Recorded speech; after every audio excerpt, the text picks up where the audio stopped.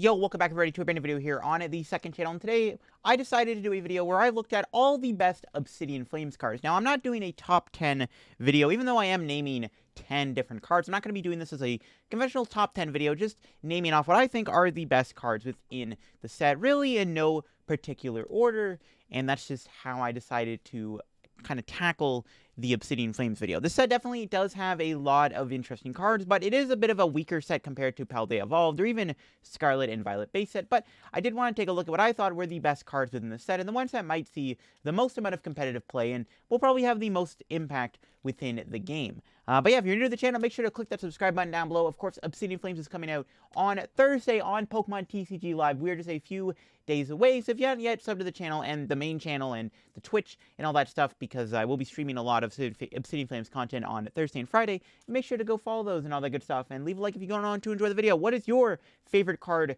within Obsidian Flames? I would love to hear it down below, but let's get into the video. I mean, it wouldn't be an Obsidian Flames video if I didn't talk about Charizard EX. Now, Charizard EX not only is the main draw of the set in terms of collectors, but it's also, in my opinion, the best card in the set. And I know I said this isn't like in order, this is why I'm showing Charizard first, just to prove that. But Charizard, in my opinion, is essentially the best playable card in the entire set. It's probably going to be the best deck to come out of the new set, and it's the one that will have the most impact in our standard format. Of course, Charizard EX is very good as it is a Dark-type Pokemon, which is great against Mew and Gardevoir, two top decks right now. And it's got a really good ability when you evolve it. You can put 3 base energy from your deck and attach them to your Pokemon in any way you like, which is ridiculously broken when you combine that with its main attack, Burning Darkness, doing 180 damage base and then 30 more damage for each prize your opponent has taken. This card is going to be very, very good. Now, obviously, we've seen a lot of different Charizard lists already. I've already done multiple videos here on the second channel where we did look at a few early Charizard EX lists to see what people are building for their Charizard decks. Because Charizard does have the most amount of potential in our format to be a new top deck, and will probably be a new top deck. We'll have to see how it all goes. Charizard is weak to grass, which is a pretty good weakness to have. There's not that much grass in the meta right now, and it is a very strong card. Of course, if your opponent's taken multiple knockouts throughout the game, Burning Darkness is going to hit some pretty high numbers pretty quickly. So definitely has a lot of potential, and I'm excited to see where Charizard goes, because in my opinion, it is going to be the new best deck to come out of Obsidian Flames. But while we're on the topic about EXs, I wanted to talk about Glimmora EX. Now, Glimmora EX, in my opinion, is the most interesting card to come out of the new set. It's got a really cool ability with Dustfield. As long as it is in the active spot, your opponent can't have more than 3 benched Pokemon, and if they have 4 more benched Pokemon, they discard benched Pokemon until they have 3 on the bench. Now, this ability is really annoying to play against. It's very similar to Avery and Parallel City, which are both pretty solid cards that have existed. Now, the thing about Glimmora is how good it will be against decks that rely on having a big bench to operate. Some big ones I can name off, obviously Mew, Gardevoir is another big one, even Lost Box can sometimes get hurt by Glimmora. So I think Glimmora's ability is really deadly and can be really annoying if timed correctly. Now, the ability itself I think is what really carries this card. The attack is nothing special, it does 140 damage and then poisons your opponent's active. You can, of course, combine Glimmora with a few good cards like Gutsy Pickaxe and Radiant Sneasler to try to get this thing powered up quicker and to do extra damage. Glimmora's main draw is its ability, but it does have a okay typing where you're going to be decent against stuff like Miraidon, which is probably another deck that will not enjoy this ability, and also Arceus decks, as Arceus is weak to fighting, and Arceus just doesn't play Dunsparce at all right now. So I think Glimmora does have competitive viability due to its decent typing and with its really deadly ability. We've seen some lists early in Japan. Again, my previous video I just posted on the channel, we looked at early deck lists from Japan of Glimmora, and there's quite a few different ways people are crafting their Glimmora decks. So Glimmora could be a pretty interesting new card to come out of the new set, and we'll have to see where it goes. I'm going to be interested to see how strong this card will end up becoming, because I think it does have some good traits going for it. Decent typing, good ability, it might end up working out. I think Gita is the best supporter card in Obsidian Flames. I think this card has a lot of potential to be a really good card for a lot of different style of decks, and I think Gita has the most amount of potential out of any of the new supporters. Unfortunately, I don't have the English scan of Gita, because for whatever reason, we don't have full English scans of every single card in Obsidian Flames, even though the set is literally 2 days away. But either way, Gita is a very strong card with a very cool effect. So search your deck for up to 2 basic energy cards and attach them to one of your Pokemon. However, during this turn, your Pokemon just can't attack. Now, the strong thing about Gita is that you immediately get 2 energy into play for free. Now, that is a very strong effect. Now, there are a lot of other abilities you can combine Gita with. A lot of talk about Gita is how it could be good within Tinglu. So you could play Tinglu Gita alongside Koraidon EX, and you can put up the 4 energy in play with Koraidon's ability and Gita in a single turn, which is honestly really cool. There's a lot of potential for Gita within Tinglu. It's also good in just any evolving EX deck, in my opinion. All you do is bench the basic EX or a Pokemon that evolves from the EX, and then you just Gita to it. The next turn, you build it up. Some decent examples of how to build up a Pokemon can be Vespiquen EX, Kaparaja EX. Those are all decent options for Gita. I think Gita does have a lot of potential in our meta. It could be good with anything, too. Even VMAX decks can play it. Something like Corviknight EX, or Corviknight VMAX, I mean. Dialga V-Star could play Gita. I think Gita is just that strong of a card that I think she will definitely see play, and I have high hopes for Gita in the future. There's a lot of really cool combos you can synergize Gita with. Now, the effect, obviously, making it so that you cannot attack that turn you play Gita is obviously not ideal. But if you're playing something like a Diancie in the active spot where they can't boss you, or you have a Klefki in the active, just something to like slow the opponent down, Gita can be pretty decent to play, and it's a great way to build up your board and set yourself up for the game because you get 2 energy into play plus attachment for turn. You can get 3 energy in play in a single turn. That's pretty broken. Definitely keep your eye on Gita. I would definitely stock up on a few of her because I think she definitely will have potential down the road. We got to talk about Tyranitar EX. I think Tyranitar EX is also a fairly playable EX card within Obsidian Flames. This is definitely a card that will probably see some play at some point during its run. Now, it is a very tanky Pokemon, clocking in at 340 HP, and being a lightning type ain't terrible. There's actually quite a few decent Pokemon tip for weakness right now, like Lugia, Palkia, and even another new EX card. So I think Tyranitar will see play because it's got a good type, and it's tanky, and its attacks are also solid too. For 1 Fight Energy, you can mount and hurl and do 120 damage, and then discard the top 2 cards for your deck. And then you have Lightning Rampage. For 2 Fight Energy, you do 150 damage, and then if any of your bench Pokemon have any damage on them, you do 100 more damage. So 250 damage for 2 energy is fairly powerful. Now, Tyranitar does have some cool plays that you can make with it. You can combine it with other Pokemon that work for its Lightning Rampage attack. The main options that I've seen are Lucario with Roaring Resolve,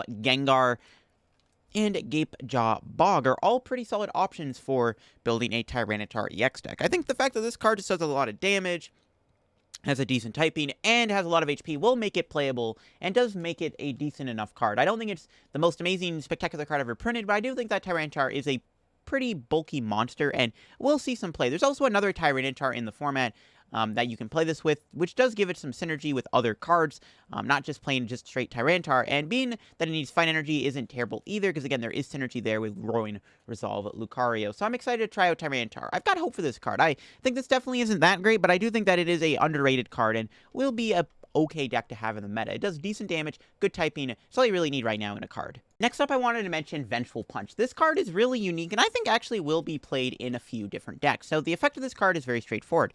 If the Pokemon this card is attached to is knocked out by damage from an attack from your opponent's Pokemon, put 4 damage counters on the attacking Pokemon. That might not seem spectacular. I mean, 40 damage going back into your turn to have access to ain't terrible.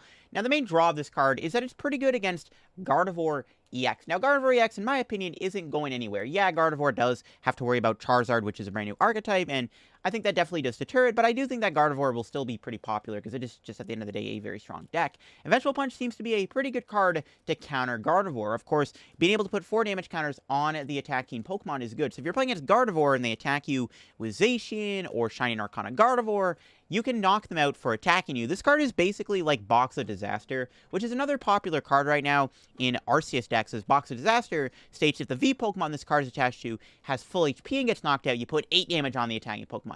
Vengeful Punch works on anything. Now, I think the main trait of this card is it will see play within high HP partner decks for Arceus, or for any deck for that matter. Anything with high HP can probably play Vengeful Punch, because against Gardevoir, they have to commit a lot of energy, meaning that they're going to put their Pokemon down to a very low amount of HP, so that you will knock them out with Vengeful Punch. Vengeful Punch could be good, too, with something like Medicham Yoga Loop, or Radiant Alakazam Medicham combo, because that 4 extra damage could help you set up a Yoga Loop play for the next turn. I think Vengeful Punch is a pretty solid card, and I don't think that this card is great, but I don't think it's terrible either. It might not be too bad against other decks, too. I mean, putting 40 damage on, putting 4 damage on the attacking Pokemon isn't terrible in general. There are going to be matchups where having that extra 40 damage will go a long way to knocking stuff out in one hit.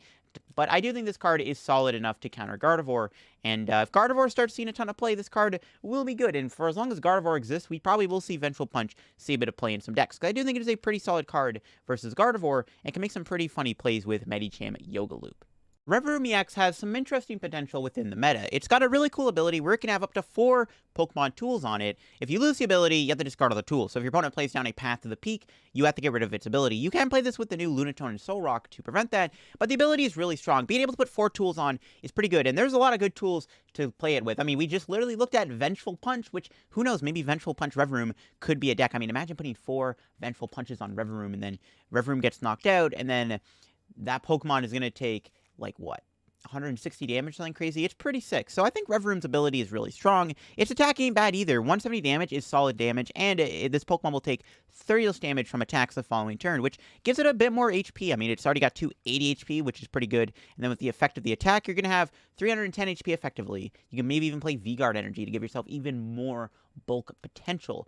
It is a metal Pokemon, so you can play this with Magnezone, or you can play it with Gita. I could see Revavroom being played with Gita as a way to build up Revavroom, and then you can play EXP shares with your follow-up Revavroom, so you can build up multiple Revavrooms. There's another Revavroom in the format that this is also good with. There's the Scarlet Violet base Revavroom, where you discard an energy from your hand. You can drop the 6 cards in your hand, so you have some good draw synergy. I think Revavroom does have potential to be an alright archetype. It's a pretty fun card to play, and with all the tools we have access to, this card definitely might have some power. I think it's better than Honchkrow V, because Honchkrow V unfortunately gets shut off by Spiritomb and Path, which makes it pretty weak, where Revavroom only gets shut off by Path, which isn't the most popular card in the world. So I do think that Revavroom is a very solid card, and it's going to be pretty fun to mess around with, because it does have a really sick ability, and with all the tools we have access to, this definitely will make Revavroom quite a fun card to play. Toedscruel EX, I think, has a lot of potential as an anti-Lost Zone card. It's got a really cool ability where you can prevent all effects of attacks used by your opponent's Pokemon done to all your Pokemon with energy on them. So it's a very similar ability to Espeon VMAX. Now, Espeon VMAX is really good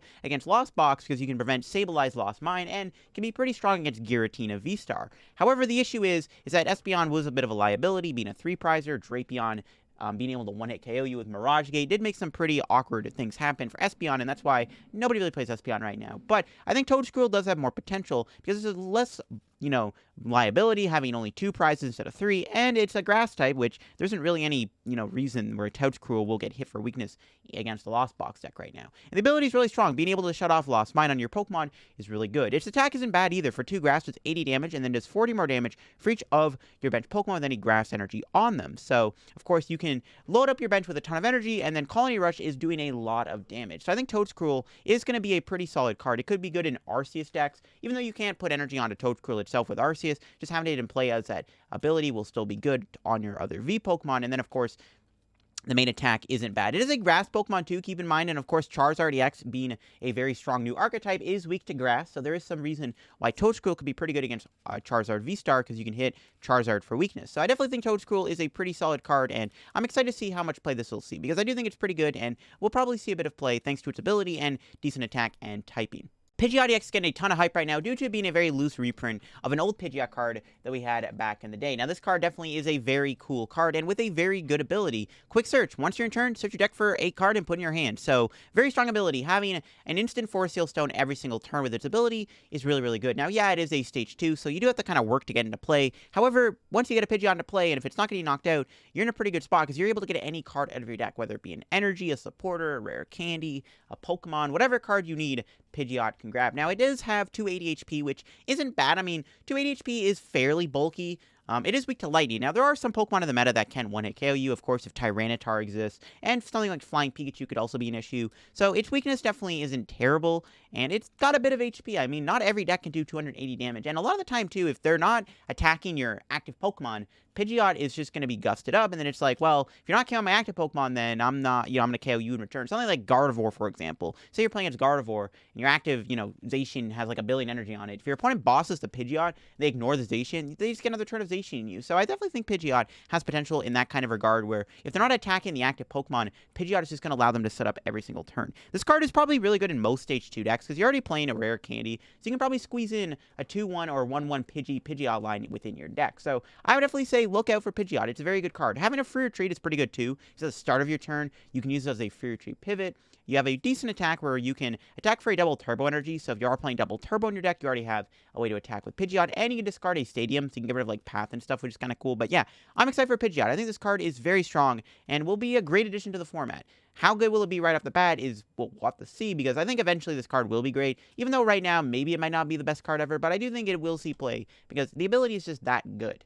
I think Vespiquen EX is quite a slept-on card within Obsidian Flames. It's a Psychic-type Pokemon that requires Grass Energy in its attack cost, which ain't too bad. Of course, there's a lot of good Grass Energy accelerators in the meta right now, like Fortress, Gardenia's Vigor, and Cherrim. Now, its main attack is its draw point. It does 200 damage, and then you put 3 damage counters on each of your opponent's bench Pokemon that already have damage counters on them. So you can combine this with Hawlucha and Radiant Alakazam. You play Hawlucha, you can, of course, put 1 damage counter on 2 of your opponent's Pokemon on the bench, and Radiant Alakazam can then move damage counters around, especially after you've already done a Phantom Queen. So being able to have good synergy with 2 Pokemon already in the meta is really good. The nice thing about Vespiquen is how it eats up low HP Pokemon pretty quickly. Something like Lost Box will probably be really scared of Vespiquen. They'll have like 3 Comfies in play and like a Manaphy and a Sableye, whatever, and you're just going to start piling up damage pretty quickly with Phantom Queen. And of course, this could be good against other decks like Gardevoir. Gardevoir also has a lot of low HP Pokemon that they might have on their bench that you can eat up with Phantom Queen. Also, the extra damage you put on these Gardevoir pieces is, of course, going to mean they have less damage counters to work with and less energy to work with when they use Gardevoir's ability. And even against Gardevoir, you can knock stuff out that have low HP left. I mean, if Gardevoir Shine Arcana's got 20 HP left, you can boss it to the bench and then knock it out with Phantom Queen on the bench, which is kind of cool. So there's a lot of really cool combos you can play with Vespiquen.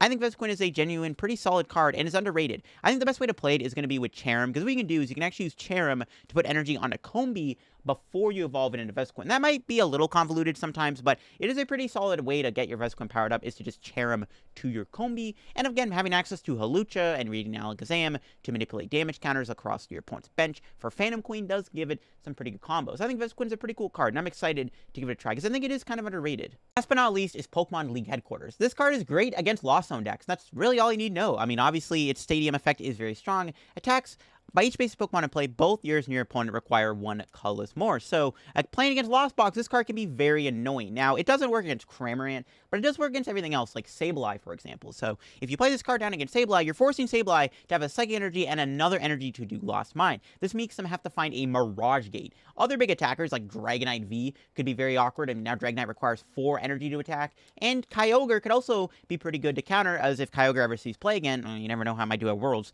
right? You can put this down against Kyogre, and then Kyogre needs 4 energy to do Aqua Storm on top of the energy within the deck to win the game. So this card is very strong against Lost Zone decks specifically. Now, you might be like, well, Lost Zone could just play Pokestop or Lost Vacuum, which they already play a lot of to counter the stadiums. Well, in the late game, if you combine this with Iono, you can make Lost Box have a very small hand, and then you force them to find either a Mirage Gate or a way to get rid of the League Headquarters. That can be very difficult to do, especially if they've exhausted their resources pretty quickly. Making them have to have Mirage Gate for Sableye, in my opinion, is really strong. Making them have 4 energy to attack with Dragonite is really good, especially if you have an active Pokemon that Dragonite needs to knock out that turn. So there's a lot of really cool combos League Headquarters can counter within Lost Box. It doesn't work against Cramorant, though, which is the only downside about this card. However, it's still really good. There's other basic Pokemon in the format this could be good against too, not just against Lost Zone, but the main predecessor is how good it is against Lost Box, especially when you combine it with Iono to shrink their hand down low to make it really hard for them to counter the League Headquarters. A bit of a soft Lost Box counter, and that's really nice to see, because I do think we needed some kind of way to counter Lost Box a little bit harder